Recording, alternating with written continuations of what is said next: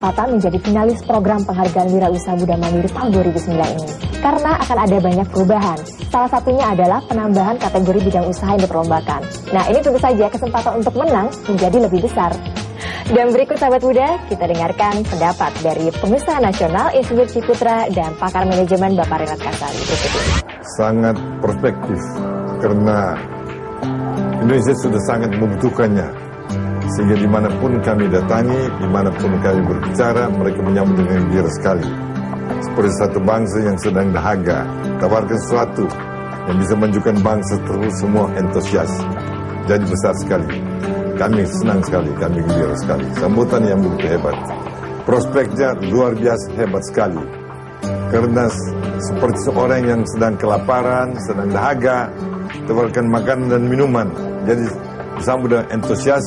Sehingga begitu hebat sekali keinginan untuk menjadi wirausaha, mencipta lapangan kerja, bukan mencari lapangan kerja.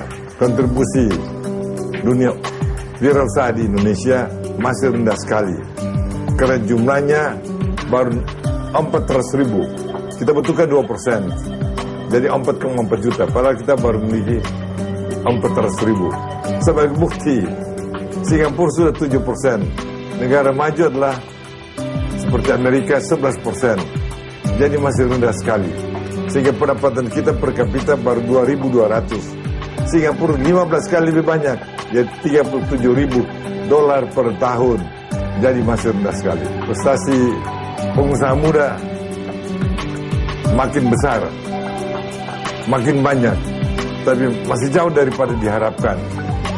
Oleh karena itulah kita harus terus berusaha, seperti Bank Mandiri, terus berusaha.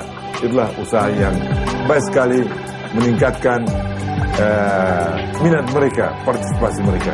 Penghargaan yang diberikan oleh Bank Mandiri kepada wirausaha muda saya sangat hargai. Saya bangga ada sebuah bank seperti Bank Mandiri melakukan partisipasi dalam bidang tersebut. Dan mereka harus diberikan insentif untuk membangkitkan keinginan mereka, semangat mereka, dan percaya diri. Dan itu berarti satu usaha yang mulia, yang perlu kita galakkan dalam rangka untuk menciptakan lebih banyak wirausaha muda di Indonesia.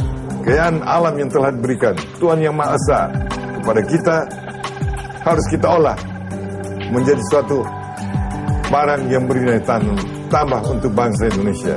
Jadi kami sangat menghargai Bank Mandiri. Kemarin Bank Mandiri terus berusaha dalam bidang ini, ya, dan melakukan hal-hal inovasi yang lain. Wirausaha muda mandiri itu wirausaha muda yang memang benar-benar muda. Kalau yang lain tidak mengkategorikan muda, ini harus muda satu.